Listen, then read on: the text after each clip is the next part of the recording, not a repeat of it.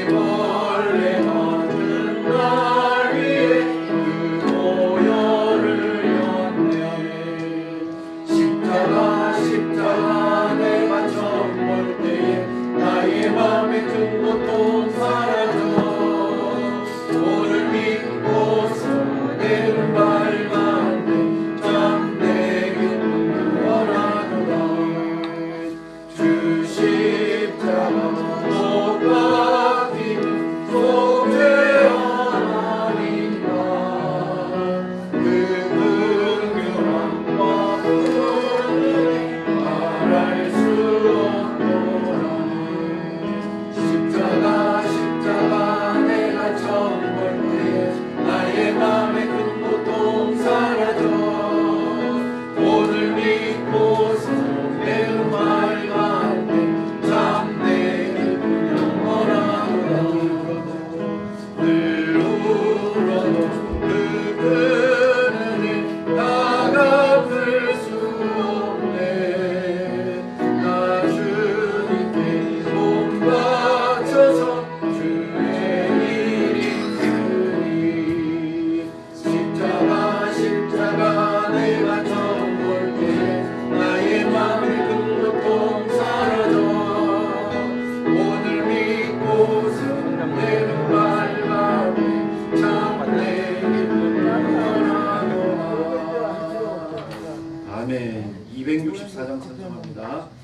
특별하게 하는 셈이 나의 앞에 있도록 우리 찬양합니다.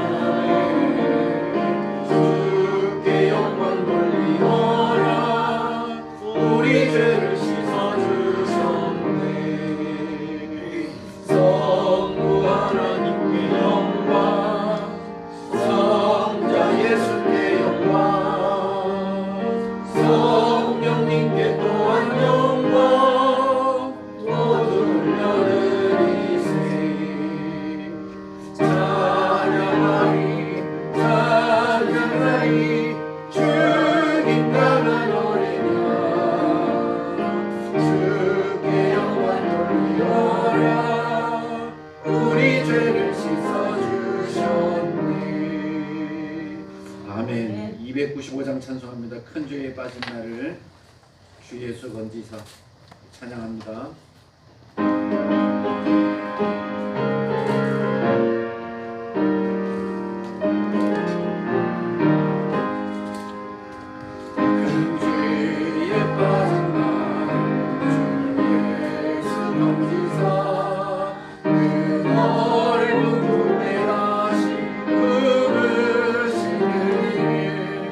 저 바라보라 기쁘 저 하늘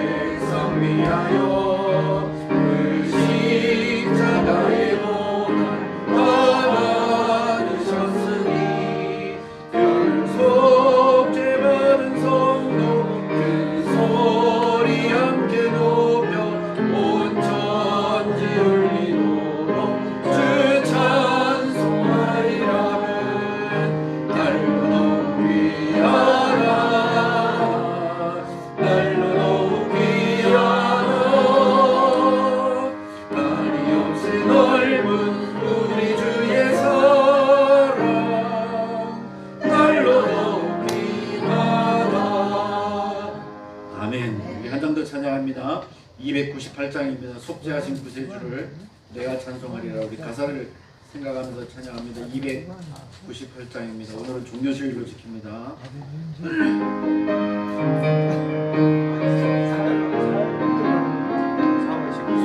속죄하신 구세주를 내가 찬송하리라. 내게 자유 주시려고 주가 원한다겠네. 그 신사를 찬양하리. 나의 죄 사려고 십자가에 죽임 당한 나의 주 찬양하리. 내가 구원받은 증거 기뻐 전파하리라.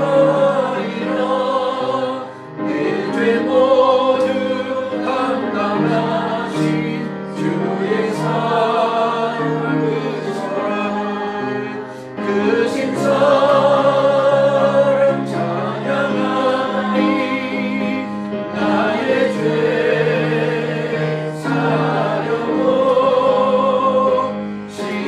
십자가에 죽임 당한 나의 주 찬양하리. 아멘.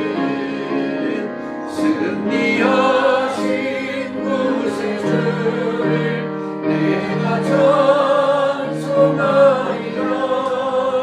죄와 죽음 지옥 권세 주가 모두 이겼네. 아멘. 그 신사랑 찬양하리. 나의 죄 사려고 십자가에 죽임 당한 나의 주 찬양하리. 고마우신 구세주를 내가 찬송하리라.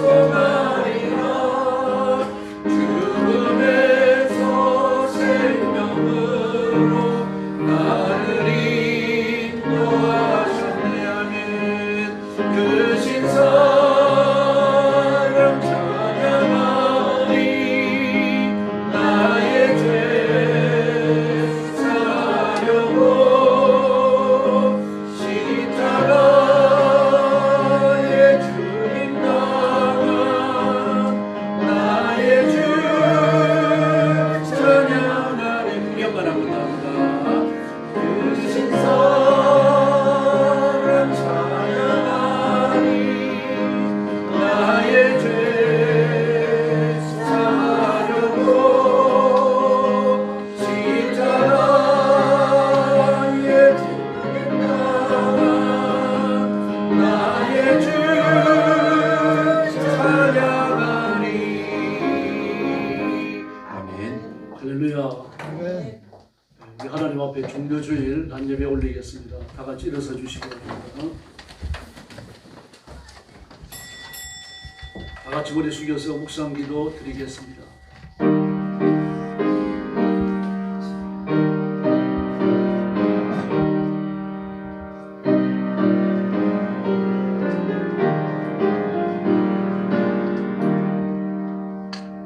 또한 이와 같이 피를 장막과 섬기는 일에 쓰는 모든 그릇에 뿌렸느니라. 율법을 따라 그의 모든 물건이 피로써 정결하게 되나니 피 흘림이 없은즉 사함이 없느니라. 아멘. 사랑의 아버지 감사합니다. 죄와 허물로 죽은 우리를 살리시기 위하여 독생자 예수님을 십자가에 내어주시고 우리에게 영생을 주신 그 은총을 감사합니다. 만예비스도 감사할 수 없고 100번을 고쳐주고도 다 감사할 수 없는 그 은총을 입었으니 하나님 앞에 영광을 돌립니다. 이제 우리가 입은 영광과 축복과 은총에 응답하는 삶을 살게 해주시고 죄를 정복하고 하나님의 통치를 선포하며 하나님을 영화롭게 드리는 귀한 종들이 되게 하여 주시옵소서. 오늘도 억압당하는 중국 땅과 죽음의 전쟁터와 온 세상에 흩어져서 복음 전하는 선교사님들과 신실한 주의 종들과 그리고 성도들의 그 가정까지 지켜주시고 보호하시고 종료주일 예배를 통하여 하나님 큰 은혜를 허락하여 주시옵소서. 예수님의 이름으로 간절히 기도 올리옵나이다. 아멘. 찬송가 155장 부르겠습니다.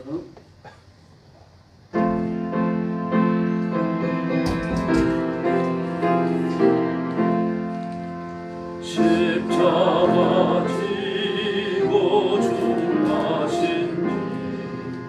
붉은 피 흘린 고난의 길 우리 죄 모두 지고 홀로 가신 길이 고난의 길 승리의 길 멸시와 천대받고 가는 길 구속의 역사 베푸신 길 우리 죄 모두 지고 홀로 가신 길 이 길 고난의 길 승리의 길 골고다 온도 주님하신 길 우리의 구원 이루신 길 우리 죄 모두 지고 홀로 가신 길이길 고난의 길 승리의 길 아멘. 성시교도 하겠습니다. 이사야 53장입니다. 우리는 생각하기를 그는 징벌을 받아서 하나님께 맞으며 고난을 당한다 하였노라. 그가 찢은 우리의 허물을 인하며 그가 상함은 우리의 죄악을 인하며 그가 징계를 받음으로 우리가 평화를 누리고 그가 채찍에 맞음으로 우리가 나음을 입었도다. 우리는 다 양같아서 그릇 행하여 각기 제 길로 갔거늘 여호와께서는 우리 무리의 죄악을 그에게 담당시키셨도다. 아멘. 머리 숙여서 신앙 고백하겠습니다. 나는 전능하신 아버지 하나님 천지의 창조주를 믿습니다. 나는 그의 유일하신 아들 우리 주 예수 그리스도를 믿습니다. 그는 성령으로 잉태되어 동정녀 마리아에서 나시고 본디오 빌라도에게 고난을 받아 십자가에 못 박혀 죽으시고 장사된 지 사흘 만에 죽은 자 가운데서 다시 살아나셨으며 하늘에 오르시어 전능하신 아버지 하나님 우편에 앉아 계시다가 그리로부터 살아있는 자와 죽은 자를 심판하러 오시리라. 나는 성령을 믿으며 거룩한 공교회와 성도의 교제와 죄를 용서받는 것과 몸의 부활과 영생을 믿습니다. 아멘. 네, 자리에 앉으셔서 158장 찬송 부르겠습니다.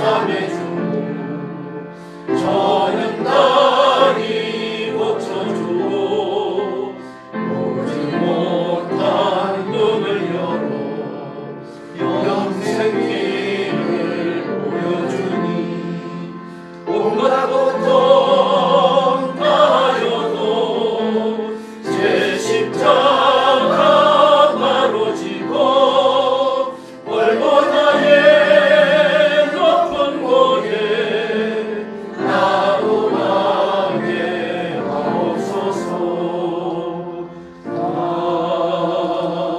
아멘. 통성으로 기도하겠습니다. 하나님 앞에 바로 서지 못했던 자신의 흠으로 돌아보며 기도하시고 또 십자가 지고 내 죄를 사하신 예수님께 깊은 감사를 드리시기 바랍니다.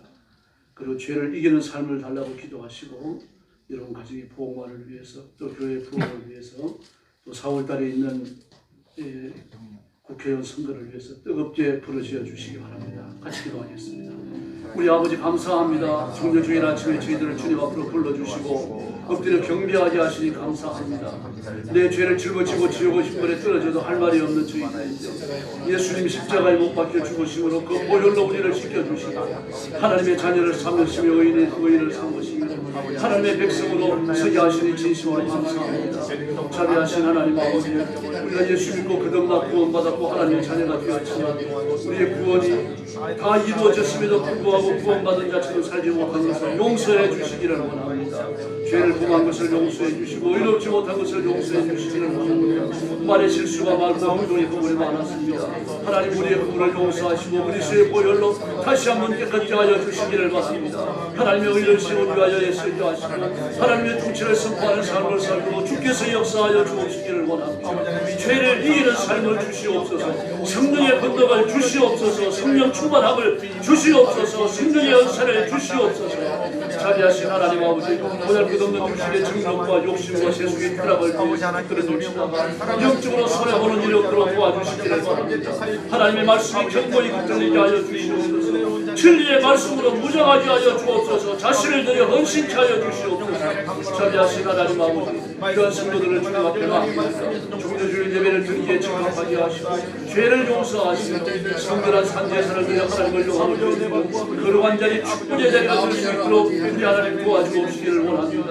사랑하는 성도들을 한 심령 주님 앞에 맡깁니다. 자비하신 하나님 아버지, 초대교회의 성령 충만함을 받아 성공하시고 승리의 권력을 입혀주시기를 원합니다. 성령으로 안수하고 하나님의 일을 하는 일 없이 사는 것처럼 하나님의 일에 힘쓰게 하여 주시기를 원합니다. 성도의 힘쓰게 하여 주시기를 원합니다. 온 힘을 다하여 하고 온전하는 자 앞장서는 귀한 종들이 되게 하여 주시옵소서. 자비하신 하나님 아버지 복을 주시옵소서. 은혜를 주시옵소서. 능력을 베풀어 주시옵소서. 자비하신 아버지 영광을 돌립니다. 죄와 허물로 죽은 저희를 살리시기 위하여 예수님 십자가 짊어지시고 우리의 영생의 길 축복의 길을 열어주셨으니 진심으로 감사합니다. 내 죄를 사하시고 영생을 얻게 하시려고 아버지의 생명을 나누어 주셨고 하나님의 말씀을 주어서 거룩하고 의롭게 살 수 있도록 복을 주셨으니 감사합니다. 이 시간 성령께서 뜨겁게 역사하셔서 종료주일 예배에 적합하지 못한 심령을 가진 성도들을 그리스도의 보혈로 다시 씻으시고 깨끗게 하여 주옵소서. 복잡한 생각들을 다 정돈시켜 주시옵소서. 하나님 앞에 드려지는 온전한 예배, 살아있는 제물들이 되게 하여 주시옵소서. 예수님의 이름으로 간절히 기도 올려옵나이다. 아멘.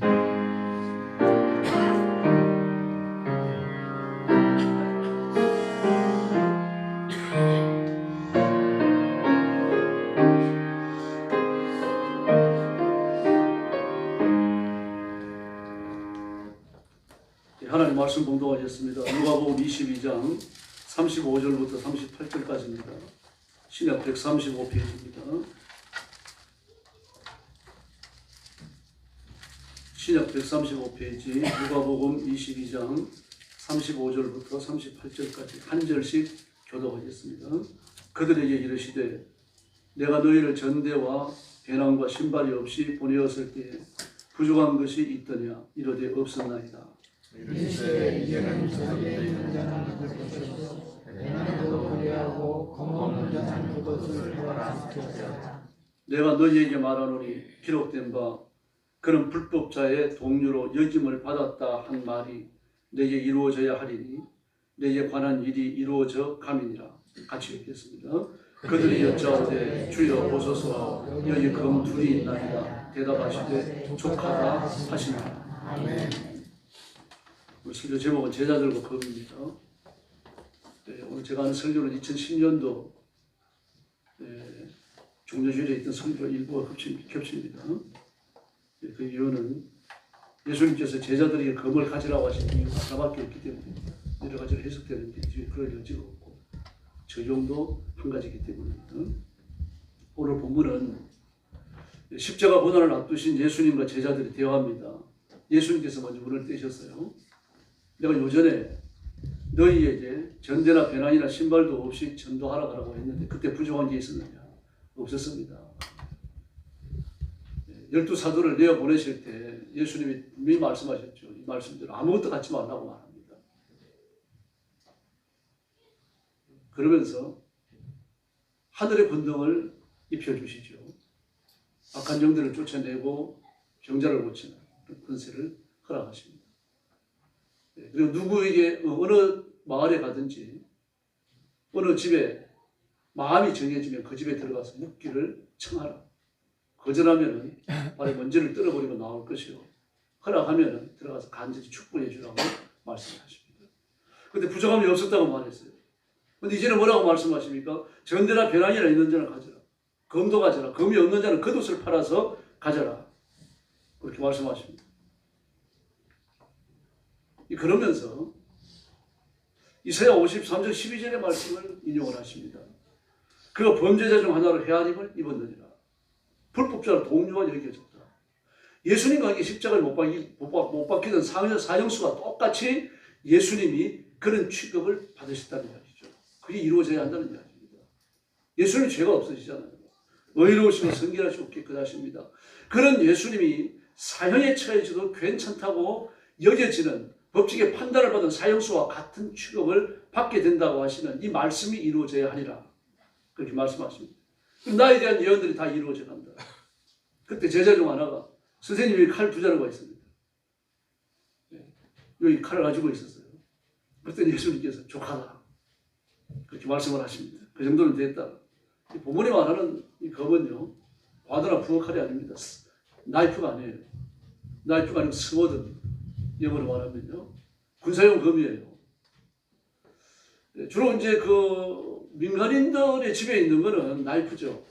부엌칼이죠. 부엌칼. 아니면 과도 같은 게 있을 뿐입니다. 이 전쟁할 때 군인들이 사용하는 스워드, 이 검은요, 전쟁용 검은 일반인들이 가질 일이 없죠.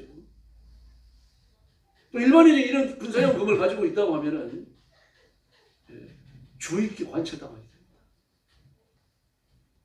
됩니다. 더구나 식민지들 아닙니까? 식민지 백성들이 너나도 할 거 없이 전부 다 이렇게 군사용 검을 가지고 있다. 이런 반란의 의도가 있다라고 오해받게 되는 거죠. 심각한 일이 벌어질 수 있는 겁니다. 그러므로 군사용 검은 갖지 않습니다. 그게 통상적인 예입니다. 그런데 예수님께서 가지라는 겁니다. 그것도 어느 한두 자루가 아니라 가까이 다 가져야 되는 거죠. 그런데 예수님 두 자루로 만족하다라고 말씀하셨습니다만 사실 다 가지기를 바라신다라고 하는 의중을 드러내고 계시죠. 유대인들 중에서요, 이 군사용 검을 가지는 사람들은 성전 경비병들입니다. 이들이 복음서에 나오는 유대 군인이에요. 성전 경비병들은 군사용 검을 가지고서 성전을 부정하게 할 수 있는 사람들의 접근을 막았던 것입니다. 그들을 포박할 수 있고 사내들의 공회에 넘겨서 재판에 처하도록 그렇게 할 수 있었어요. 그런 권한이 이 성전 경비병들에게 주어져 있었습니다. 그래서 여자가 그 가야바의 뜰에서 예수님이 심판 받으실 때 베드로에게 묻잖아요. 너 예수의 제자지. 묻는 정도가 아니죠. 신문하는 것과 같은 거예요. 그런 권한이 있습니다. 그런 성전 경비병이었거든요. 그런데 예수님께서 그 군사용 검에 관하여 말씀하고 계시는 겁니다. 이 검을 준비하는 게 얼마나 중요했으면 겉옷을 팔아서라도 가져라 그렇게 말씀하십니다. 겉옷을 팔아서라도 사라. 당시에는 우리가 있는 러닝 팬티가 없었어요. 속옷이 없었습니다. 그냥 원피스처럼 통으로 짜여진 그런 옷입니다. 이 사각형 자루에다 대고요. 구멍 세게 뚫어놓은 거예요. 머리 나가는 데가 팔 나가는 데가 그게 속옷입니다. 그럼 정말 런닝 팬티에 해당되는 속옷은 누가 입느냐? 아주 부자들이 입어요. 관료들도 못 입습니다. 높은 계급에 있는 사람들이 입습니다. 구약에서 보면요, 다윗도 그 속옷을 안 입었어요. 세마포로 짠 그 부드러운 천으로 짠 런닝 팬티에 해당되어진 그 속옷을 안 입었어요. 겉옷만 입고 있거든요. 원피스만 입고 있으니까 그 벗기를 가져올 때 춤을 추니까 히프가 다 드러났잖아요. 미갈이 그걸 보고 비웃지요.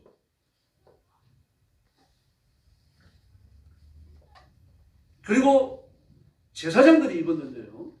대제사장은 상시 참여해야 됩니다만 대제사장들이 입었는데 이건 성전 봉사할 때 특별히 제물을 바치는 일에 제비 뽑아가지고 당첨된 제사장들이 입었습니다. 하나님의 단에 올라갈 때 하체가 보이지 않게 하라. 출입기에 금명이 됩니다. 이런 속옷은 이건 거의 안 입었어요.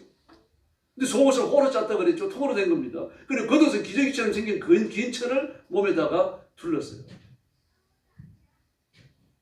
그 겉옷을 이야기하는 겁니다. 근데 예수님께서는 그 속옷까지 이렇게 빼앗긴 아주 수치가 다 드러난 그런 모습으로 십자가에 달리시죠. 정말 수치라는 수치를 다 당하시는 겁니다. 이 겉옷은 대단히 중요합니다. 속옷 위에 걸치는 거예요. 이 낮에는 햇빛을 피할 수 있게 해주고 이렇게 싸면요. 우리나라는 이 습도가 심하니까 뭘 싸면 못 견딥니다. 병나버립니다. 그러니까 유대는요 아주 날씨가 건조합니다. 그 건동지역이 다 그렇습니다. 북해기선 아래쪽에 해당되거든요. 하늘에서 뜨거운 바람이 쏟아지는 곳이에요. 아주 건조해요. 일단 그늘에만 들어가면은 시원한 겁니다. 그래서 이걸 걸치고 다니다가 얼굴에 그늘을 만들어주면 낮에 떼약빛을 막아주니까 시원하게 입을 수 있어요. 다닐 수가 있습니다. 그 다음에 밤이 되면 이걸 덮어야 됩니다. 얘가 떠 있을 때는 한낮에는 영상 40도, 45도, 심한 경우는 50도까지 오른다립니다. 근데 일단 밤이 되어지면 10도 이쪽 저쪽까지 떨어져요. 그 체온 저하적으로 죽을 수 있는 겁니다. 그럼 반드시 덮어야 돼요. 그래서요. 그 겉옷이라고 하는 것은 단순히 맵시를 얘기한 그런 겉옷이 아니에요. 생활 필수품입니다. 이게 없으면 낮에도 다니기 힘들고 밤에도 웅크리고 자야 되는 거죠. 그 도둑놈이 들어오면 겉옷 훔쳐갑니다. 속옷을 안 훔쳐가요. 근데 유대인들은 그 로마 병제들은 아주 지저분했죠. 가위바위보를 해가지고 예수님 입으신 그 피철감이 되어진 그 속옷을 갖다가 가져갔어요. 겉옷은 째가지고 나누어서 한 명씩 가져갔고요. 그런 만행을 저질렀습니다. 그러면 겉옷이라고 하는 건 매우 중요한 겁니다. 근데 예수님께서 그걸 팔아서라도 금을 사라. 그렇게 말씀하시는 거예요. 그 제자들이 얼른 갖고 있던 금 2개를 꺼내놓는 겁니다. 누가 갖고 있었는지 모르지만 한 자루는 베드로가 갖고 있었습니다. 여기 칼 2자루가 있습니다. 족하다. 이 금이 왜 필요했겠습니까? 그래도 겉옷을 팔아서라도 준비해야 될 만큼 긴급한 것이었다는 얘기입니다. 그 긴급한 일이 뭐냐 말입니다. 앞으로 다가오는 예수님이 잡혀가시는 일에 대한 겁니다. 주님이 자신을 보호하라고 하면요 2자루를 족하다 그러지 않으셨겠죠. 빌라도에게 시몬 마더도 마찬가지는 아닙니까? 네가 유대인의 왕이냐? 라고 물으니 그렇다. 그러나 내 나라는 이 땅에 속하지 않았다. 만약에 내 나라가 이 땅에 속했다면 내 제자들이 나를 잡혀가지 그냥 돕겠느냐. 이렇게 말씀하십니다. 그러므로 예수님께서 자신을 보호하기 위하여 칼을 준비하라고 하신 것도 아니라는 겁니다. 더구나 겟세마네 동산에서 예수님이 체포되실 때 가는 자의 배신의 입맞춤을 신호로 해가지고 예수님을 붙잡으러 갔어요. 근데 베드로가 금을 휘두르잖아요. 근데 예수님께서 이렇게 말씀하셔요. 금을 가진 자는 금으로 망한다. 마태복음 26장 15절, 이 52절에서요. 아주 단호하게 말씀하셔요. 그러므로 이 금을 가지고 나를 보호하는 게 아니라고 하는 것을 분명히 보여주시는 겁니다. 더구나 제자들은 금에 대해서 문외 아니에요. 제자들 중에 금기가 없어요, 여러분. 전부 다 어부들입니다. 전부 다는 아니지만 대부분이 그래요. 베드로, 안드레, 야고보, 요한, 바돌로메, 도마, 마태는 세관원이었습니다만 이 사람들은 분명히 어부들이었어요. 다른 사람들도 어부로 축적되는 사람들이 있습니다만 그 어부들이 칼을 쓴다고 하면 무슨 칼이겠어요? 회칼 아닙니까? 회칼을 왜 다른 데 쓰는 거죠? 지금 예수님이 십자가에 달리시기 위해 잡혀가는 마당인데 여기에 회칼이 왜 필요하겠습니까? 더구나 예수님을 잡기 위해서 이 가룟 유다 인수를 받아가지고 유대 군인들과 그리고 로마 군인이 왔습니다. 왜 둘이 다 왔을까요? 사실은 로마 군인들은요, 빌라도의 입장에서는 들어간 겁니다. 보내는. 왜 그렇습니까? 로마 법상 예수님을 이리 신문하고 저리 신문해 봤지만 죄가 없습니다. 십자가에 죽일 만한 죄가 없어요. 그런데 굳이 유대인들은요, 성전 경비병들을 스고드로 무장시켜가지고 데려가는 게 아니라 로마 군인을 데려가려고 하는 거예요. 이유가 뭡니까? 사형을 시켜야 되니까요. 다시 말해서 로마의 법적 구성을 완성시켜야 되는 겁니다. 그러므로 로마 군인 한 명만 와도 되는 겁니다. 한 명만 와도 로마 법에 집행이 되는 거죠. 그러므로 실제로 예수님을 잡고 포박하고 끌고 가는 건 전부 다 유대 군인들, 성전 경비병들이 하는 일이에요. 그 성전 경비병을 통솔하고 온 사람이 누굽니까? 말고였습니다. 그러므로 말고 앞에 좀 설득했죠. 그때 베드로가 말고의 귀를 내리쳤습니다. 대단하잖아요. 어쩌면 머리를 안 치고 귀를 쳤을까요? 태권도에서요, 상단받기, 남자들 다 해보셨죠? 이 상단받기가 습관화되려고 하면요, 상단받기를 10,000번쯤 해야 되고, 그리고 지속적으로 훈련하고 있어야 위기가 왔을 때 자동으로 상단받기가 된다고 합니다. 그럼 도대체 검을 휘둘러가지고 귀만을 쳐내려고 하면 얼마나 검술을 많이 훈련해야 되겠습니까? 근데 베드로는 아니잖아요. 검에 대해서 문의 아닙니다. 그러면 짐작할 수 있죠. 베드로는 말고의 머리를 공격한 겁니다. 말고의 머리를 공격했는데 그 뭐 검사가 아니니까, 검직이 아니니까 검을 휘두르는 것도 뭐 좀 굴들 수밖에 없죠. 그러니까 머리를 잽싸게 피한 겁니다. 피했는데 완전히 피하지 못해서 귀가 떨어져 나간 거죠. 제사장의 첫건이었던 말고였어요. 그러므로 칼 2자루에 1자루 주인은 베드로인 것을 알 수 있습니다. 그럼 왜 칼을 들고 있겠습니까? 스승을 보호하고자 하는 다른 이유가 없어요. 예수님에 대한 베드로의 충성심은 정말 진심이 있거든요. 가짜가 없어요. 섞인 것이 없었습니다. 한눈 파는 마음이 아니었다는 얘기입니다. 정말 예수님을 존경했고 사랑했고 예수님을 보호하고자 했습니다. 그러면 예수님께서 너 잘했다, 그래서 내가 칼을 준비하라고 한 게 아니냐, 뭐 이 정도 하셔야 되잖아요. 근데 대번에 야단을 치십니다. 칼로 일어선 자는 칼로 망한다. 요한복음 12장에서 베드로는 예수님을 죽는 데까지 모시고 가겠다고 말했습니다. 같이 가겠다고 말했어요. 같이 죽겠다고 말을 했습니다. 근데 말고의 귀를 베고 말았습니다. 이걸 보면 베드로의 결심이 진짜였다는 것을 알 수 있어요. 말고는 대제사장의 첫건입니다. 그러므로 그를 거부하는 건 대제사장을 거부하는 거죠. 대제사장을 거부하는 건 유대의 지도부를 거부하는 것이고, 유대의 지도부를 거부하는 것은요, 그 다음에 하나밖에 없습니다. 로마의 법을 빌린 죽음이에요. 베드로는 진짜 죽을 각오를 하고 칼을 휘두른 겁니다. 예수님도 그 마음을 아십니다. 그 마음을 아시니까 베드로의 잘했다 칭찬 정도 하셔야 되는 거 아닙니까? 근데 그게 아닙니다. 마태복음 26장 52절을 봅니다. 베드로의 검을 집에 꽂아라. 검을 가진 자는 반드시 검으로 망한다. 무섭게 책망하셔요. 베드로가 망한다는 뜻 아닙니까? 얼마나 속으로 움찔했겠어요. 스승을 보호하기 위해서 자기는 생명을 걸고 검을 휘둘렀는데 망한다는 얘기입니다. 베드로 입장에서는 섭섭할 수 있겠죠. 그런데 주님 야단만 치셔요. 주님은 그래서 한 걸음 더 나가시는 겁니다. 검을 집에 꽂아라 라고 말씀하신 다음에 내가 원한다면 아버지께서 12형 12군단도 더 되는 천국과 천사를 보내서 나를 보호할 줄을 네가 모르는 거야. 12군단. 그때 로마 군대 편제에 있어서 1개 군단이 6,000명이었습니다. 12군단이면 72,000입니다. 천국과 천사가 7만 6천이 온다고 하면 누가 당해내겠습니까? 아무도 당해낼 수 없죠. 그러나 그들은 천군이고 천사들입니다. 근데 너희들이 이게 칼 들고 서쳐가지고 나를 죽지 못하게 한다면 나의 죽음을 예견한 성경 말씀이 어떻게 이루어지겠느냐. 주는 이걸 이야기하시는 겁니다. 그래서 베드로는 예수님을 위해 가지고 칼을 휘둘러서 보호하려고 했는데 막 책망을 당하고 야단을 맞고 핀체를 당하고 무지장 혼나고 있습니다. 그런데 뜻밖에도 예수님은 말고의 귀를 붙여주셔요. 이게 마술이 아닙니다. 예수님은 전능하신 하나님이신 줄로 믿습니다. 그걸 대제사장의 종이라고 하니까 노예나 하인이 아니죠. 제가 몇 번 말씀드렸죠. 종이나 하인이 아닙니다. 종이나 하인이 대제사장의 명을 수행하기 위해 가지고 유대 군인들과 로마 군인들을 총통솔하고 올 수 있겠습니까? 그런 권한이 있습니까? 없어요. 이 사람은 누굽니까? 대제사장이 직접 와야 되는 겁니다. 그러나 대제사장이 직접 오는 게 아니라 대제사장의 권한을 위임받은 사람이 오는 거예요. 이 사람은 대제사장의 비서실장쯤 되는 일반 제사장입니다. 대제사장의 경호실장쯤 되는 일반 제사장이에요. 일반 제사장 중에서 가장 똑똑한 사람을 골라가지고 자신의 비서실장이나 경호대장을 삼을 수밖에 없는 거죠. 그리고 대제사장의 유책시에는요, 대제사장이 유보시에는요, 그 직을 대제사장이 뽑힐 때까지 감당해야 되는 사람입니다. 아주 똑똑한 사람이에요. 리더십이 뛰어난 사람입니다. 그런 사람이 왔어요.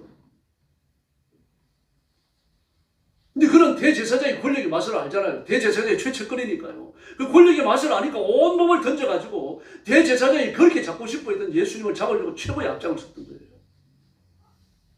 그 당연한 일이죠. 근데 귀가 떨어졌어요. 귀가 떨어졌으니까 뭐가 됐습니까? 장애인이 됐어요. 장애인은 제사장을 할 수 있습니까? 못해요, 여러분. 그날로 당진 파직당하고 짐 싸가지고 집으로 내려가야 됩니다. 이 제사장직을 하다가 장애인이 됐으면요, 현직에서 파직되어 집에 머물러야 됩니다. 성전에서 나오는 것을 받아 먹을 수 있지만 성전을 섬길 수 없습니다.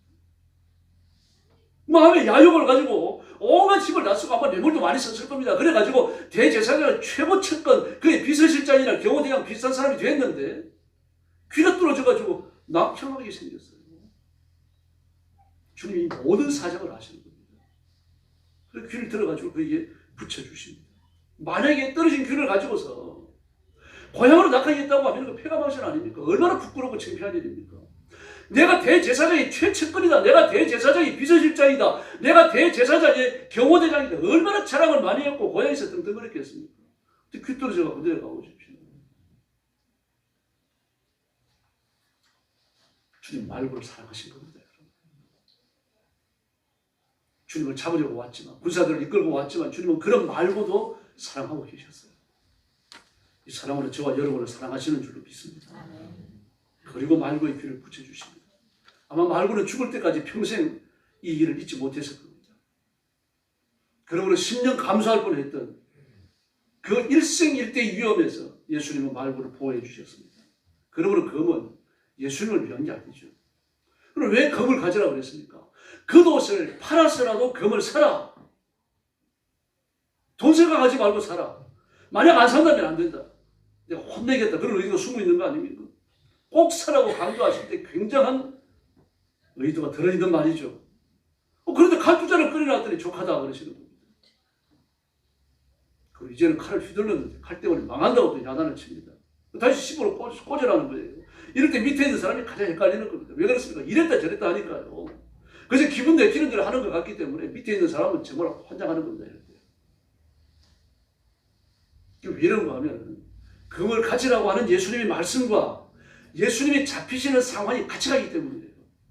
만약에 이 상황이 따로따로 집행됐다고 하면 혼란스러울 리가 없는 겁니다. 그래서 베드로는 죽을 힘을 다해가지고 정말 죽을 각오를 했죠. 아까 본 것처럼요. 칼을 휘둘렀던 겁니다. 그럼 주님의 위기에 대처하는 게 목적이 아니라고 하면 주님은 왜 금을 준비하라고 하신 겁니까? 혹시 37절이 말씀하는 것처럼 불법의 동료가 되기 위하여, 불법한 자들의 하나를 헤아림을 받기 위하여, 그래서 금을 가지라고 한 겁니까? 만약 그렇다면 예수님은 야비한 분이죠. 왜 그렇습니까? 아니 제자들을 앞세워갖고 예수님은 성경 말씀에 이루려고 하는 분 아닙니까? 좀 문제가 되는 거죠. 성경 말씀을 이루기 위해서라면 예수님은 제자들을 불법자로 만들어야 되는 거죠. 불법자로 만들어야 불법자인 제자들과 한패가 되니까 예수님도 불법의 하나로 헤아림을 받는 거죠. 순진무구한 제자들을 이용해가지고 자기 야욕을 채우는 거 아닙니까? 자신의 이익을 위해가지고 제자들을 개떡으로 만드는 거죠. 그러나 주님은 그런 분이 아니십니다. 누가 보면 22장 52절을 보면요. 너희가 강도를 잡는 것 같이 검과 몽치를 가지고 왔느냐? 그렇게 말씀하십니다. 그 유대 군인들과 로마 군인들을 향하여 너희가 강도를 잡는 것처럼 검과 몽치를 들고 왔느냐? 그 몽치라고 하는 것은 장군이 얘기하는 게 아닙니다. 전쟁터에서 이들은 쇠로 만든 큰 망치를 말하는 거예요. 근데 이게 맞으면요, 투가 박살납니다. 머리까지 다 깨져나가요. 그런 걸 망치를 휘두르는 사람은 힘이 보통 센 사람이 아닙니다. 아주 힘이 센 사람만이 망치를 휘두를 수 있어요. 그리고 예수님을 잡기 위해 가지고 온갖 노력을 다 했음을 알 수 있습니다. 아주 그 신체가 장대한 사람까지 말입니다. 그 망치를 들려갖고 예수님을 한 판에 때려잡기 위해서 온 겁니다. 지금. 아주 악랄하죠, 사람들이. 강도를 잡으러 온 게 아니지 않습니까? 반역죄를 잡으러 온 게 아니지 않습니까? 그 범죄를 저지르고 있는 살인범을 잡으러 온 것도 아니지 않습니까? 랍비를 잡으러 왔어요. 근데 몽치를 들었어요. 휘두르면요, 투구가 깨져나가고 머리가 깨져나가는 그런 망치를 든 아주 신체가 건장하고 장대한 사람이 왔다는 말이에요.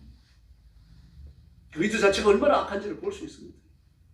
그러므로 이때 이미 예수님은요, 강도여 도둑놈여 불법자의 대접을 받으신 겁니다. 이사야 54장 12절에 예언이 이루어진 거예요.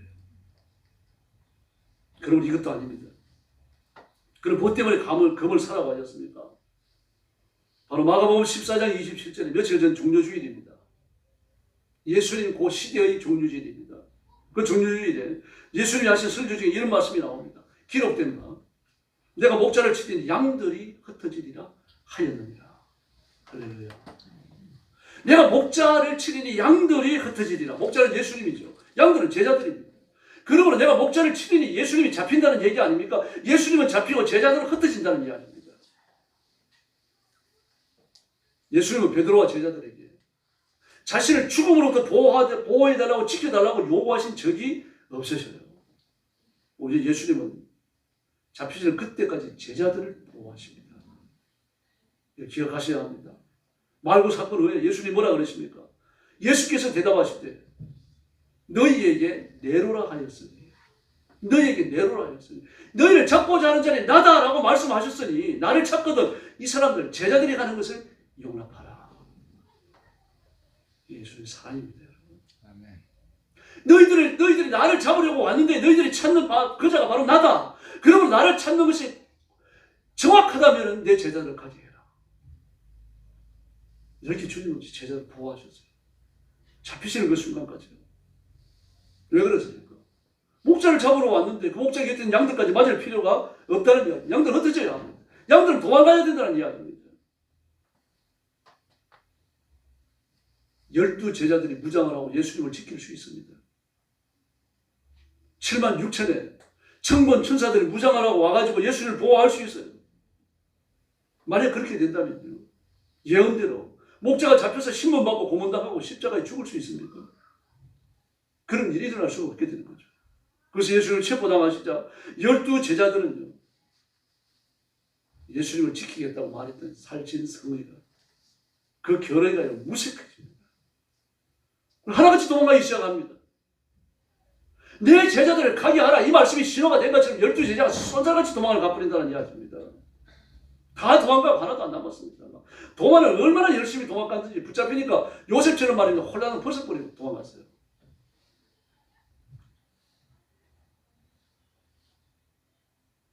그러므로 예수님이 검을 준비하라고 하신 것은 예수님을 위해서가 아니죠. 예수님은 자기만 잡히시면 되기 때문입니다. 그런데 제자들은요, 붙잡히면 안 됩니다. 예수님은 내가 누구에게 잡히는지, 왜 잡히는지, 어떻게 잡히는지, 잡혀서 어떻게 되는지 제자들이 보기를 원하시는 겁니다. 지금 제자들이 봐야 돼요. 예수님이 어떤 신문과 고난의 과정을 거치면서 십자가에 달리시는지 그 과정을 하나씩 10가지 눈으로 다 보고 기억해야 된다는 말입니다. 그러므로 제자들은 잡히면 안 됩니다. 그래서 도망가야 됩니다. 그러므로 그 예수님은요, 검으로 제자들이 자기를 보호하려고 했을 때 그 검으로 지킬 사람은 내가 아니다, 바로 너희들이다, 이 말씀을 하시는 겁니다. 자신을 잡혀가는 겁니다. 그게 옳은 거예요. 성경을 이루는 겁니다. 그러나 제자들은요, 잡히면 안 됩니다. 이 검은 제자들을 위한 검인 겁니다. 그러므로 너희는 잡히지 마라. 잡혀가면 나처럼 죽는다. 너희는 살아라. 피투성이가 되어서라도 살아라. 너희를 잡으려는 자가 있다면 검을 휘둘러서라도 도망가라. 그렇게 살아서 너희들이 해야 될 일이 있다는 얘기입니다. 내가 반드시 살아서 내가 왜 죽었는지, 내가 어떻게 죽었는지 가서 전하고 외쳐야 된다는 이야기입니다. 이게 우리 주어진 사명인 줄로 믿습니다. 이것 때문입니다. 그런데 제자들은요, 마치 그 검으로 예수님이 자기를 지켜달라고 말씀하신 것으로 착각한 겁니다. 예수님은 그 검에 찔리고 그 검에 죽었어야 합니다. 그러나 제자들은 살아야 됩니다. 이것이 바로 예수님의 끝없는 사랑입니다. 자기는 죽겠지만 제자들을 잡지 말라고 원수들에게까지 부탁하셨습니다. 혹시 도망갈 때 추격하는 자가 있다면 검을 휘둘러서라도 뿌리치고 도망가는 걸 성공시키라는 이야기죠. 그래서 베드로를 책망하신 겁니다. 그러나 베드로는 주님에 대한 사랑 때문에 도망갔다가 다시 돌아와요. 돌아와서 안나스, 가야바, 빌라도, 헤롯. 제 생각에는 이분들 다 다녔을 것 같아요. 예수님이 피문 받으시는 그 현장에 갔던 기록을 한 번밖에 안 나오죠. 가야바의 법정이었어요. 대제사장 가야바. 그때 대제사장이 여러 명 있었습니다. 대제사장들이 장수했어요. 왜 이유를 알 수 없습니다만. 그 당시에 보통 서민들이 40세에 죽었고요. 좀 귀족들이 50세, 혹은 60세까지 사는 사람들이 있었습니다. 근데 대제사장은 더 오래 살았어요. 그 당시에 대제사장이 올해 10명이 됐습니다. 또 가야바 직전에 대제사장이 안나스죠. 그 안나스가 살아있었습니다. 그때요. 그 위에도 다른 제사장이 또 있었어요. 근데 가장 세력을 점유하고 있었던 게 안나스였던 겁니다. 근데 안나스가 아들이 없습니다. 아들이 없으니까 대제사장을 세습시켜 줄 수 없잖아요. 그래서 사위를 구해요. 그 사위가 아마 대제사장의 최측근이었을 겁니다. 그게 가야바입니다. 그래서 가야바는 자기는 외인인데 사위 삼아 줬으니까 대제사장이 된 거 아닙니까? 그러므로 안나스에게 함부로 할 수 없죠. 안나스가 수렴청정한다고 하더라도 뿌리칠 수 없는 겁니다. 그래서 예수님이 잡히자 가장 먼저 가는 데가 어디입니까? 가야바가 아니죠. 안나스입니다. 숨어있는 배우의 실권자 안나스에게 가서 첫 번째 신문을 받으시고 그 다음에 두 번째로 가야바의 신문을 받으러 가야바의 법정에 서시는 겁니다. 그 다음에 빌라도에 갔다가 헬롯에 갔다가 또 빌라도에게 또 오죠. 그 예수님을 십자가에 못 박는 게 전부 다 부담스러웠던 겁니다. 그렇게. 그런데 그 가야바의 법정에서 신문 받으시는 예수님, 그 예수님을 따라갔던 기록밖에는 성경이 없어요. 그래서 베드로의 열정을 봐서는 아마 다 가지 않았나 싶습니다. 제가 성경을 읽으면서 가장 궁금한 것 중에 하나가 이겁니다. 천국 가면 복부를 볼 겁니다. 베드로한테. 베드로 사도님한테. 그 5번 신문 받으시니 다 갔었습니까? 전 대단히 궁금해요.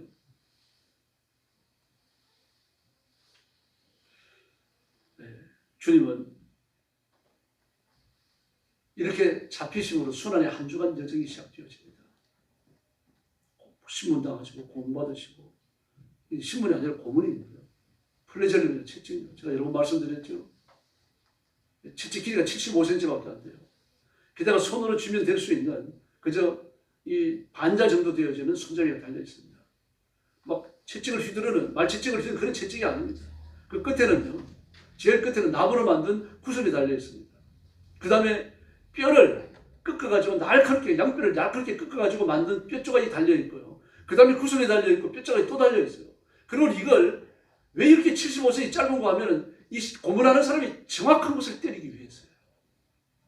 그 구슬이 살을 때리면서 멍들게 하겠죠. 통증을 주는 겁니다. 그 다음에 이 뼈 조각이 살을 찢고 들어가는 겁니다. 잡아 당기면요, 살점이 뜯겨 나옵니다. 그래서 온몸이 피투성이 되는 이 채찍질을 당하신 거예요.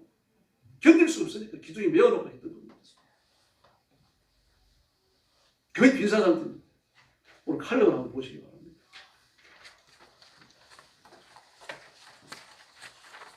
제가 읽겠습니다. 십자가 촬영은 유를 찾지 못할 만큼 잔혹한 사형법입니다. 페르시아인들에 의해 시작되었고 죄수가 발을 지면에 디딤으로 땅이 더럽혀지는 것을 방지하려고 만들어진 처형법입니다. 죄수는 자기가 달린 십자가를 지고 처형장까지 갔습니다. 십자가의 무게는 136kg 정도인데 가로막대는 약 36kg였습니다. 예수님은 가로막대를 짊어지고 가다가 쓰러지신 겁니다. 몇 시간 전에 고문 쇼크로 체력은 바닥난 상태였고 견딜 수 없는 고통으로 시달리고 계셨습니다. 극심한 스트레스, 과다출혈, 수면 부족, 탈수, 저혈당 쇼크로 주님 마지막 0.6kg는 십자가를 지지 못하셨습니다. 여기까지 읽겠습니다. 주님 그렇게 고문을 받으셨습니다. 밤새 피를 흘리셨고 피가 떡이 된 옷을 입고 계셨던 겁니다. 피가 모자라니까 뭐가 오겠습니까? 전량 쇼크가 오는 거죠. 전량 쇼크가 오면요, 신부전증이 같이 오는 겁니다. 그리고 이 다리 쥐나 보셨죠? 정말 심하게 쥐나 보셨습니까? 쥐가 뭔가 하면 근육이 뒤틀리는 거예요. 무서운 통증이 옵니다. 온몸에 근육은 다 뒤틀리는 겁니다. 다리에 종아리만 쥐가 나더라도 우리가 못 걷잖아요. 주저앉아가 지고 펑펑 물어요. 쥐가 심하게 오면요. 그런데 근육이 다 뒤틀립니다. 이게 저혈량 시키고 올 때에 일어나는 현상이라고 말합니다. 그래서 외과 의사들은요, 예수님이 십자가 위에 달리시기 이전에 받으신 그 고문, 그것 때문에 이미 죽으신 거라고 말합니다. 진짜 죽은 건 아니지만요. 거의 사형을 헤매는 정도가 된 겁니다. 거기에다 대고 36kg의 가로막대 십자가를 짊어지고 골고다 언덕으로 올라가신 겁니다. 주님은 자신의 모든 것을 다 내어주셨어요. 저와 여러분을 이렇게 사랑하시는 줄을 믿습니다. 이렇게 자신을 내어주시더라도 우리가 살기를 바라시는 겁니다. 제자들이 살기를 바라셨던 것처럼 오늘도 그런 사랑으로 저와 여러분을 사랑하는 줄로 믿습니다. 중국 서창성의 지진이 얼마나 활발합니까? 뭐 1년에 한 번은 일어나는 것 같아요. 일본 지진도 마찬가지입니다. 매년 일어나죠. 무서운 지진이 그저 막 5, 6, 7에 해당되는 지진이 1년에 몇 번씩 일어납니다. 근데 우리나라는 어떻습니까?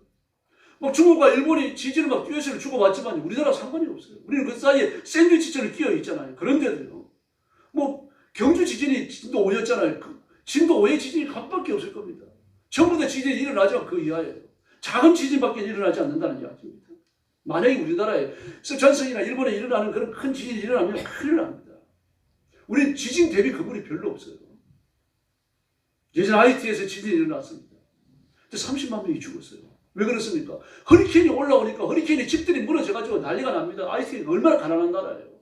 그 정부에서 돈을 줘가지고 돈을 지원을 해가지고 지붕을 전부 다 콘크리트로 만들어놨어요. 이 콘크리트에 걸려갖고 죽습니다. 30만. 미국 캘리포니아는요. 의외로 뜻밖의 지진이 자주 일어나니까 목조 건물밖에 못 지어요. 법이 그렇게 되어 있습니다. 주법이. 목조 건물만이 지진의 진도를 흡수할 수 있다고 합니다. 지진의 진도를 흡수해가지고 진도를 낮춰주는 거죠. 만약 콘크리트 건물을 지으려고 하면요. 나라에서 아주 까다로운 법을 제공한다 그래요. 아주 힘들답니다. 이게 우리가 운이 좋아서입니까? 민족의 DNA가 우수해서 일어나는 일이냐 말입니다.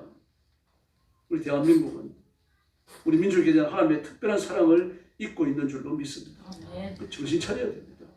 무슨 민족의 DNA가 우수하다, 우리가 어떻다 저렇다, 뭐 K-팝이 어떻다, K-문화가 어떻다, 뭐 얼마나 우리의 우수성을 자랑하는지 모릅니다. 그게 우연히 나온 겁니까, 여러분? 재수가 좋아진 거냐고요. 밴쿠버 올림픽 때요. 네덜란드 스벤크림이라고 하는 이 장거리 선수가요. 장거리 선수는 요 스타트해가지고 돌아갈 때 라인을 바꿀 수가 있어요. 막 이 코스를 돌다가 아웃 코스로 나가고 그런데 그 바꿀 때에서만 바꿔야 되는 겁니다. 자기 코스를 달려야 돼요. 이 사람이 이제 그 금메달 유망주입니다. 근데 16 이 자기 차선이 아니라 자기가 뛰는 주선이 이제 16 도로예요. 근데 16 이 코스를 뛰다가 돌아갈 때 17 아웃 코스로 나간 겁니다. 그 17 아웃 코스로 나가면 그 주가 끝나고 다시 돌아와야 되는 거죠. 근데 그때 코치가 뭐라고 하면 크리머 키는 인코스 그러는 거예요. 그러니까 자기가 달려서 안 되는 선으로 다시 인코스로 들어가 버린 거예요. 그리고 막 깜짝 놀란 거죠. 그 다시 아웃 코스로 나왔어요. 그 1등 했습니다. 실격입니다. 3천억 개들로 우리나라 이성훈이가요. 금메달을 차지합니다. 이게 DNA 우수해서입니까? 운이 좋아서예요. 하나님이 금메달을 안 주시면 못 가져요, 여러분. 북한은 해마다 풍년을 굶어 죽습니다. 해마다 그래요, 여러분. 진짜 아사자가 나옵니다. 뭐 얼마 전에도 TV에 나왔잖아요. 막 그 어느 나라가 길거리에 쓰러져 있어요. 배가 고파가지고. 그럼 무섭니다. 저 언제 쓰러졌는데 어제 쓰러졌다. 근데 아무도 와서 보지 않아요. 저 사람 이제 곧 죽는다 그러는 거예요. 근데 우리는 해마다 풍년입니다. 이 풍년에 쌀을 처치해 곤란해요. 여자가 쌀 때문에 싸우잖아요. 정부가 구매해야 된다. 아니다. 자기네들이 알아서 조정해야 된다. 이 쌀이 너무 많이 풍년이 드니까 말입니다. 쌀 때문에 정치인들이 싸우는데 이게 우리의 DNA가 우수해서냐 말입니다. 한국인이 잘났었냐고요. 2010년도 세계 피겨스케이팅 대회를 보세요. 김연아, 전부 다 김연아가 금메달 할 줄 알았어요. 근데 오사다 마오가 금메달을 따고 김연아는 은메달을 따는 막 붕붕 울었어요 그때. 하나님이 주셔야 금메달을 따는 겁니다. 금메달 유망주라고 따는 게 아니라는 말입니다. 이번에 아시안컵 대회 요르단과 4강전도 보시기 바랍니다. 우리나라 피파 랭킹이 22위예요. 요르단은 82위입니다. 86위입니다. 이걸 해볼 것도 없는 우리가 이기는 거예요. 근데 져버렸습니다. 왜 졌습니까? 세상에 어쩌면 그렇게 엉망으로 생겨먹은 감독이 왔습니까? 클린스만요. 게다가 그걸로 끝난 게 아니죠. 이강인이라고 아주 못돼 먹은 애 하나가 있어. 나이도 어립니다. 20대 초반이에요. 그런 애가 나서가지고 셋이나 패거리를 만들어갖고 말입니다. 나가가지고 다른 나라와 싸워야 되는데 막 그 분위기를 회심을 하고 부리잖아요. 그리고 손흥민이 그걸 지적하니까 달려들어가 손가락을 부러뜨려놓고 그 화려해졌습니다. 역대 국대 선수들 중에서요 가장 화려한 축구 선수단을 가지고서 가장 신명에 밑빠지는 요르단을 맞아가지고 그대로 져버렸어요. 골로 연결되어지는 유효킥 하나가 안 나왔습니다. 이걸 보고 세계 축구 도박사들은 기적이라고 합니다. 기적이죠. 기적으로 졌으니까요. 이게 우리나라의 경기운이 나쁘고 선수운이 나빠진 게 아니죠. 하나님이 주지 아니하시면요 아무것도 어떤 것도 얻을 수가 없습니다. 우크라이나 러시아 전쟁을 보세요. 이스라엘과 팔레스타인 전쟁을 보세요, 여러분. 우방이 전쟁 지원이 많고 전쟁 물자가 우수하고 많다고 해갖고 전쟁에서 이기는 게 아닙니다. 이 전쟁이 일어났을 때 러시아가 단번에 이길 줄 알았습니다. 이 전쟁이 1년, 2년씩 걸 줄 누가 알았습니까? 솔로몬은 이렇게 말합니다. 내가 해안에서 보니 빠른 경주자되어 선착하는 것이 아니며 용사들이라고 전쟁에서 승리하는 것이 아니며 지혜자들이라고 음식물을 얻는 것도 아니며 명철자들이라고 재물을 얻는 것도 아니며 지식인들이라고 은총을 입는 것도 아니니 하나님 주셔야 됩니다. 예수님이 이걸 주시려고 자신의 목을 내어주셨습니다. 끝까지 제자들을 사랑하시고요. 자신을 포기하십니다. 그 예수님은 역사의 주인이십니다. 예수님은 개인과 국가의 생사화복과 흥망성쇠를 주관하십니다. 그래서 예수님의 이름을 불러야 됩니다. 목터지게 부르고 나를 구원해달라고 외쳐야 됩니다. 내가 구원받은 사람이니까 날마다 삶의 확정을 갖고 살아야 할 줄로 믿습니다. 하나님의 이름을 부르고 하나님을 찬양하고 하나님을 선포해야 됩니다. 그리고 예수님이 왜 죽으셨는지 어떻게 죽으셨는지 만나는 사람마다 말하고 전해야 합니다. 그리고 기도해야 됩니다. 이제 내일부터 시작되어지는 새끼들 총주문 열심히 나오시기를 바랍니다. 그리고 고난주간에 육신의 쾌락을 금하시고 하나님 앞에 거룩한 일을 위해서 온전히 힘써 주시기를 바랍니다. 그리고 주님의 죽으심을 깊이 묵상하고 믿음이 새로워지는 날마다 새 은혜를 입는 귀한 성도들이 되기를 예수님의 이름으로 축원합니다. 기도하겠습니다. 자비하신 아버지 감사합니다. 종료주일 아침에 저희들이 말씀을 상고했습니다. 예수님이 어떻게 죽으셨는지 왜 죽으셨는지 분명하게 깨닫고 그리고 예수님을 선포하고 전파하고 자랑하는 깨어있는 신부들, 지혜로운 신부들이 되게 하여 주옵소서. 죄를 정복하고 사단의 권세를 정복하고 주님의 손길에 붙들려 살아가는 저희들이 되게 하여 주시옵소서. 온 성도들을 예수님 앞에 맡깁니다. 하나님의 가슴에 품어주시기를 바랍니다. 악한 자가 만지지 못하게 하여 주시기를 바랍니다. 가정마다 복을 주셔서 하나님의 은혜가 풍성하게 하시고 성령님이 운행하시며 평안을 허락해 주시옵소서.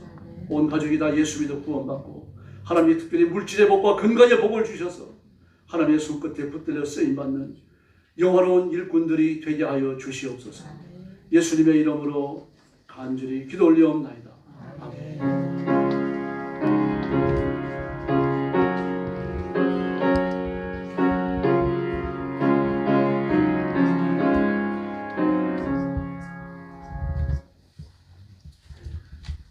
영광 찬양 80점 부르겠습니다. 말로 다 청량 못해요.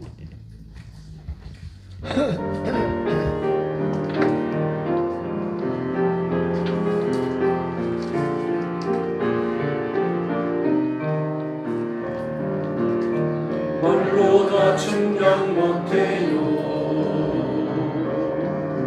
한없는 주의 사랑 독생자를 보내주신 하나님의 참사랑 나의 죄사 저시로 십자가 지신 주님 세상 보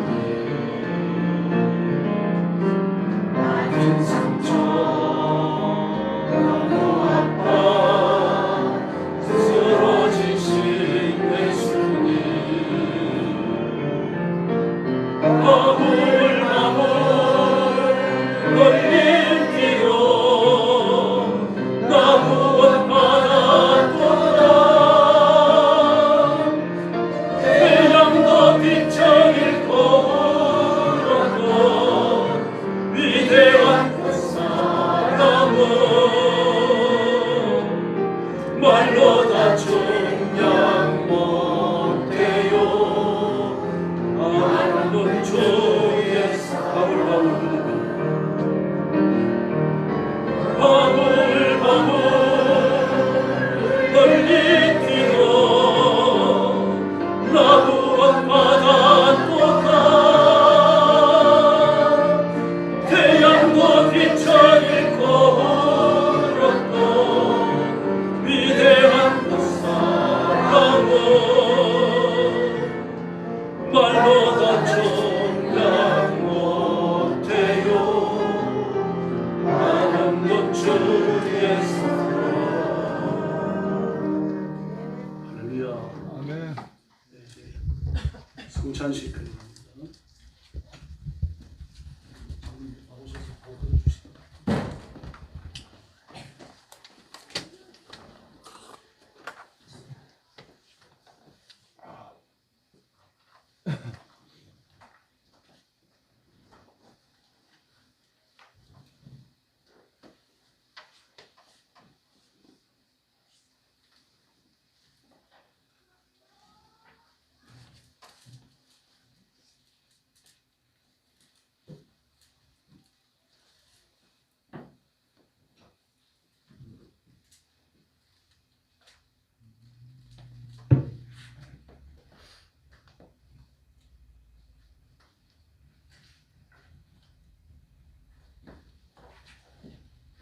네, 이제 성찬 예식을 거행하겠습니다. 입교인들만 받으시기 바랍니다.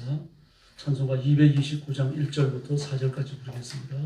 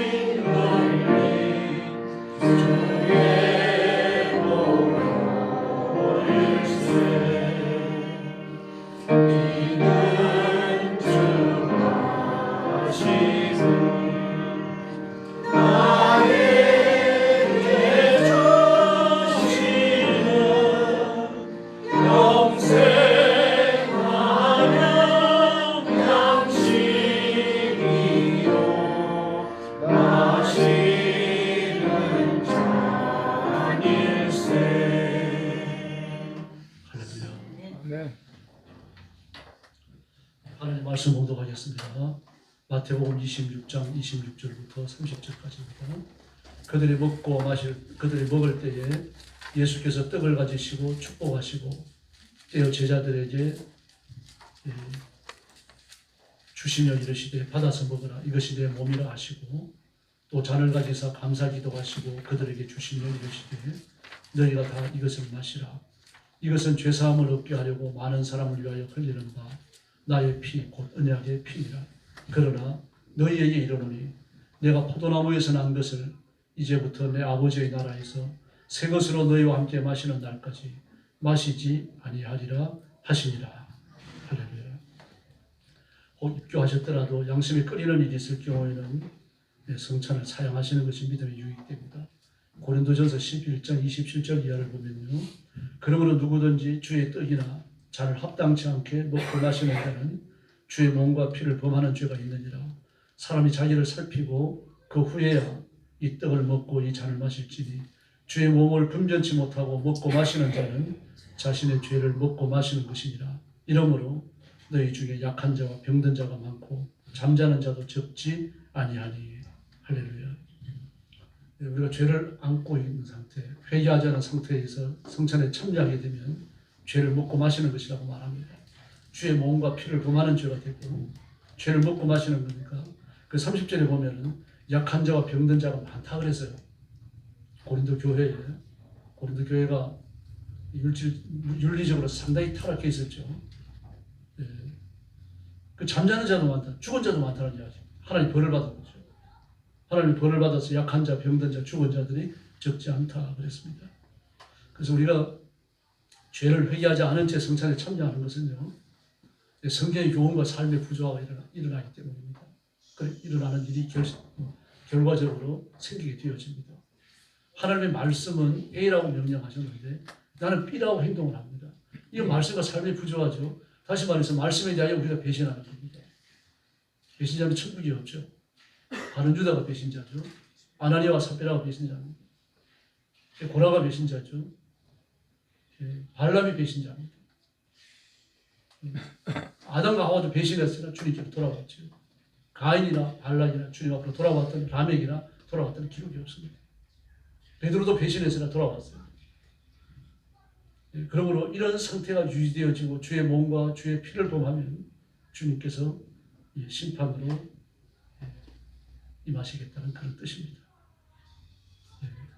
이제 분별 분자면 나오시기 바랍니다.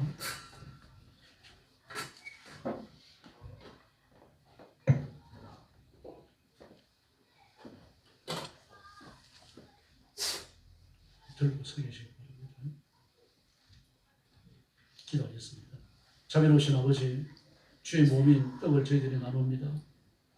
우리가 먹고 마시며 이 떡을 주의 몸과 피로서 인식하오니 바로 이것이 우리의 삶을 새롭게 하며 우리를 치료하고 고치며 우리를 온전치 하여 그리스도의 장성한 분량에 도달하는 축복의 성찬이 되게 하여 주시옵소서. 예수님의 이름으로 간절히 기도 올리옵나이다. 아멘.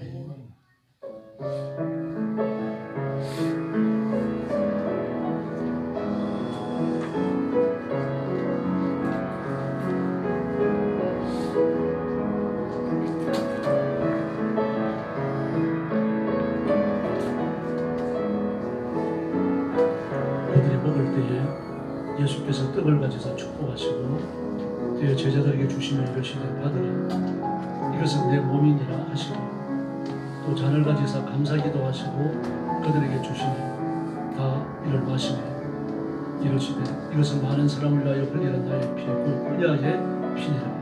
진실로 너희에게 이르노니 내가 포도나무에서 난 것을 하나님 나라에서 새 것으로 마시는 날까지 다시 마시지 아니하리라 하시니라.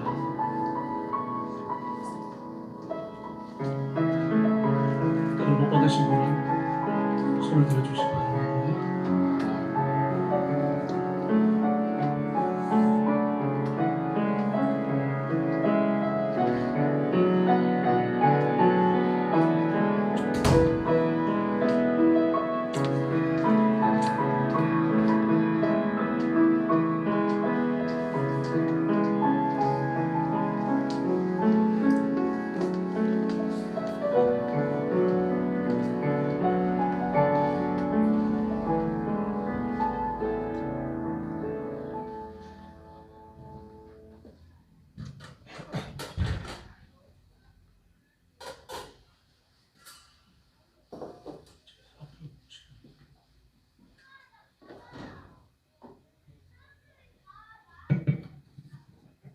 기도하겠습니다.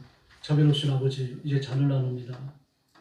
이 잔은 그리스도의 피라는 사실을 우리가 인식하오니 먹고 마시는 이 떡과 잔을 통하여 우리가 새로워지며 예수 그리스도의 생명력이 풍성해지며 죄를 이기며 사단의 권세를 깨뜨리며 이 땅에 하나님의 의를 힘써서 이루는 저희들이 되게 하여 주옵소서. 다시 오시는 재림의 예수님을 기다리며 자신을 지혜로운 신부로 단장하며 하나님의 교회를 열심히 충성하여서 하나님께 기업되는 충성스러운 종들이 되게 하여 주옵소서. 성령의 권능을 부어주시고 성령의 은사를 부어주시고 사명을 따라 일하며 하나님 손에 붙들려 쓰임받는 존귀한 일꾼들 삼아 주시옵소서. 예수님의 이름으로 간절히 기도 올려옵나이다. 아멘.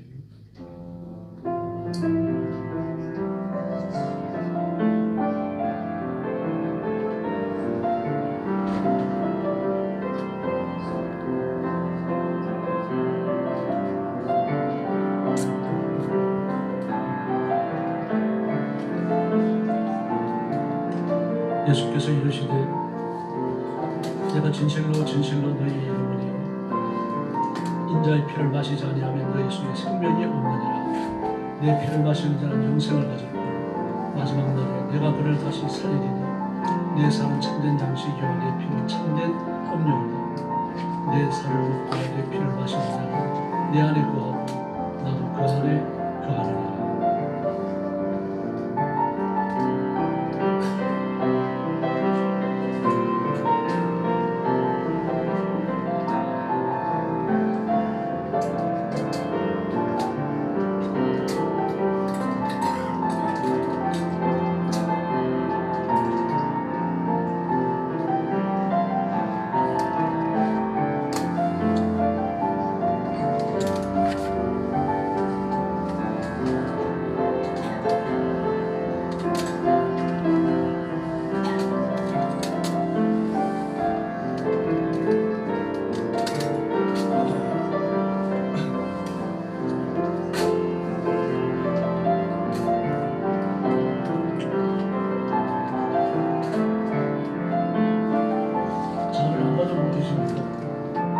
잔을 받지 못하고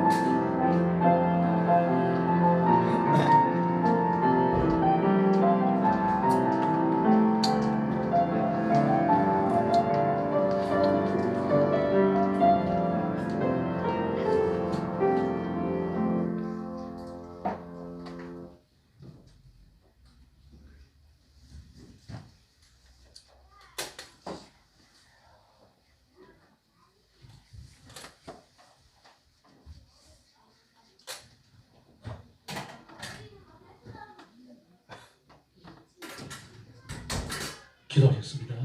자비로우신 아버지, 주의 몸과 주의 피를 의미하고 상징하고 교훈하는 이 뜻과 포도주로 저희들이 나누었습니다. 우리가 마신 또 먹은 이 성찬에 어울리는 삶을 살게 하시고 이 성찬에 반대되는 삶을 살아서 세상을 탐하고 쾌락을 쫓아가지 않도록 은혜를 베풀어 주옵소서. 우리가 살아가는 삶의 흔적이 거룩하고 의롭게 하시고 하나님이 받으실 만한 향기로운 제물들이 되게 하여 주시옵소서. 예수님의 이름으로 간절히 기도 올리옵나이다.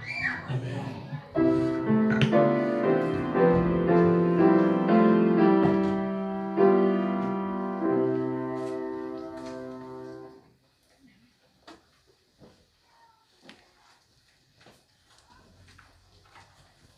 찬송가 229장 5절과 6절 부르면서 하나님 앞에 헌금 드리겠습니다.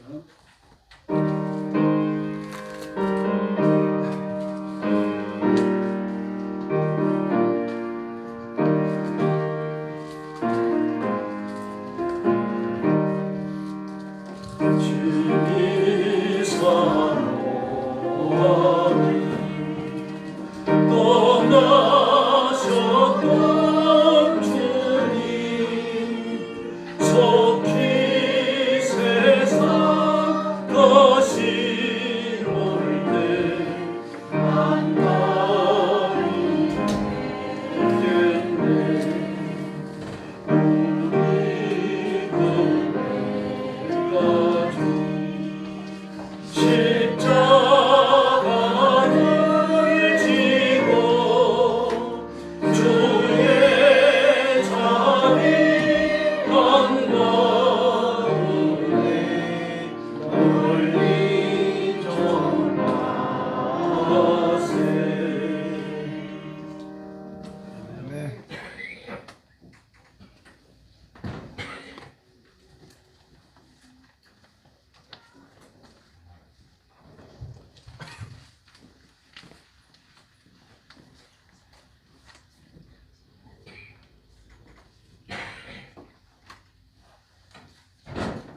봉헌 기도하겠습니다. 자비로우신 아버지 감사합니다. 오늘 중요주일 성찬식을 끝내고 또 하나님 앞에 예물을 바칩니다. 예배에 참여하여 그리스도의 몸과 피를 같이 나누고 또 물질을 들여 헌신하며 하나님 앞에 영광 돌리는 우리 성도들을 기억해 주시고 하나님의 의의 오른손으로 붙드시고 한 걸음 한 걸음 인생길에 동행하여 주시옵소서. 그 행하는 범사가 형통하게 하시고 장성하게 하여 주시옵소서. 물질의 복을 주시옵소서. 손으로 하는 모든 일들이 번성케 하셔서 물질의 소득을 얻게 하시고 하나님이 주시는 귀한 물질의 복을 받아 힘써 충성하도록 역사해 주시옵소서. 가난한 자들을 구제하게 하시고 복음 전하는 데 앞장서게 하시고 하나님의 손에 붙들려 쓰임받는 존귀한 일꾼들 되게 하여 주옵소서.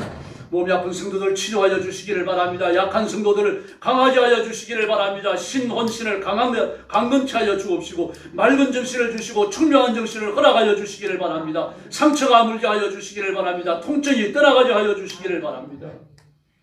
건강한 몸을 얻어서 힘을 다하여 충성하다가 하나님 앞에 서는 성도들 되게 하여 주옵소서. 예수님의 이름으로 간절히 기도 올려옵나이다. 아멘.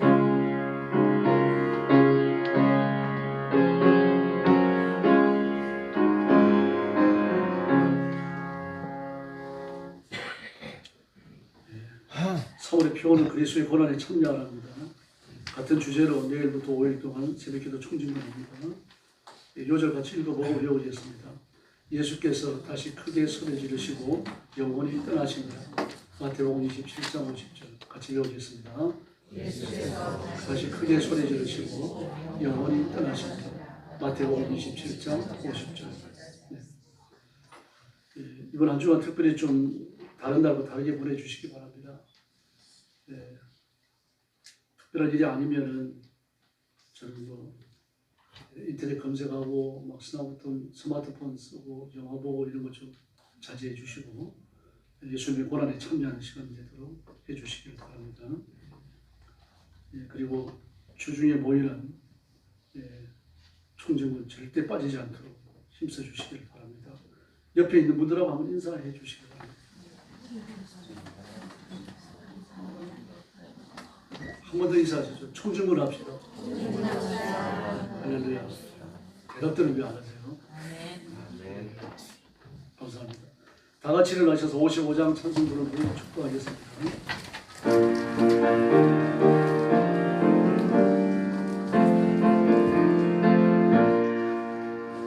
주 이름으로 모였던 우리가 지금 내어질 때에 언제나 함께 하시며 평안케 하소서.